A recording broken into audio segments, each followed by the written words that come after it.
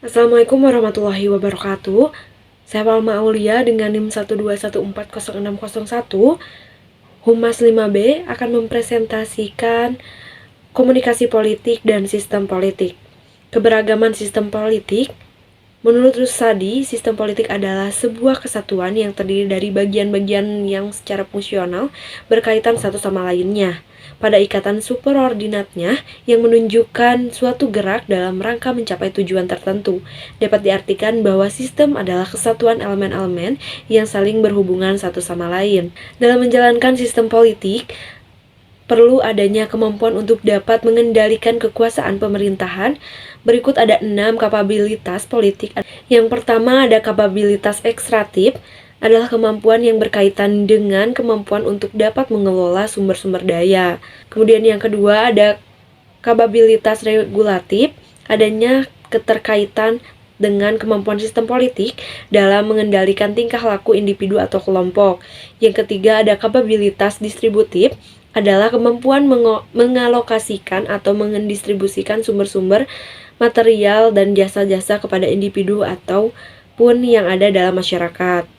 Yang kelima ada kapabilitas simbolik, adalah kemampuan sistem politik untuk mengalirkan simbol-simbol yang dianut oleh para pemimpin, hari-hari besar nasional, upacara kemiliteran, dan berbagai antara simbolik lainnya. Kemudian ada kapabilitas responsif, adalah kemampuan pada sistem politik yang terkait dengan tuntutan, tekanan-tekanan atau dukungan-dukungan yang berasal dari luar. Kemudian yang terakhir ada kapabilitas domestik dan internasional, adalah kemampuan sistem politik untuk dapat memperlihatkan keberadaannya secara domestik ataupun internasional. Terdapat dua kutub yang juga sering kali didiskusikan saat membicarakan mengenai sistem politik di dunia, yaitu sebagai berikut. Ada sistem politik demokrasi dan sistem politik otokrasi.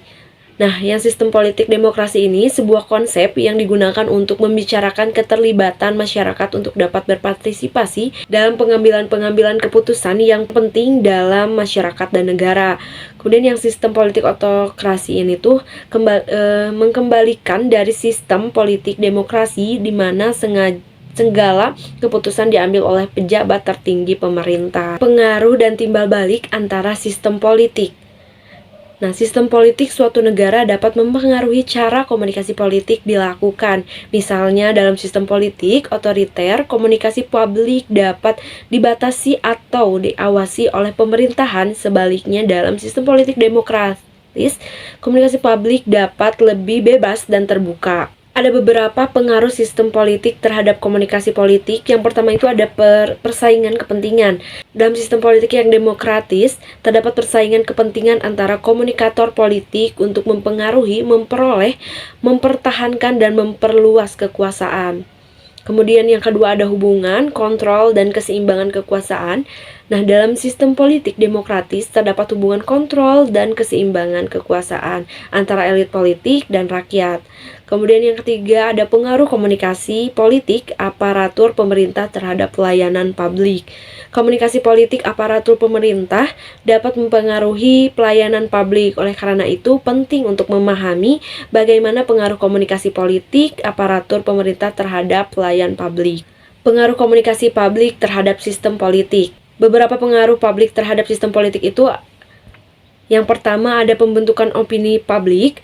Komunikasi politik saat ini bertujuan untuk membentuk opini publik. Opini publik dapat mempengaruhi tingkat kekuatan para elit politik dan dapat menimbulkan kontroversi antara pemerintah dengan masyarakat. Yang kedua itu ada partisipasi dan keterlibatan masyarakat. Partisipasi dan keterlibatan masyarakat di dalam dunia politik juga dipengaruhi oleh proses komunikasi politik dan opini politik yang beredar di tengah-tengah mereka. Kemudian ada perilaku masyarakat. Komunikasi politik, opini publik, dan media dapat mempengaruhi perilaku masyarakat. Keberagaman sistem pemilu dan tipe pemilihan terdiri dari beberapa elemen. Yang pertama itu pemilihan umum. Yang kedua itu sistem parlementer, daerah pemilihan. Kemudian ada partai politik. Kemudian ada pemilihan presiden. Yang keenam itu ada Komisi Pemilihan Umum atau KPU. kemudian ada KPU daerah. Kemudian yang terakhir itu ada sistem pemilu Indonesia telah mengalami berbagai peraturan seiring berjalannya waktu. Ada beberapa macam pemilihan dan pemilu, yaitu yang pertama itu ada daftar pemilih tetap atau DPT, yang kedua itu daftar pemilihan tambahan atau DPTB, yang ketiga itu daftar pemilihan khusus DPTK. Sekian yang dapat saya sampaikan. Terima kasih. Wassalamualaikum warahmatullahi wabarakatuh.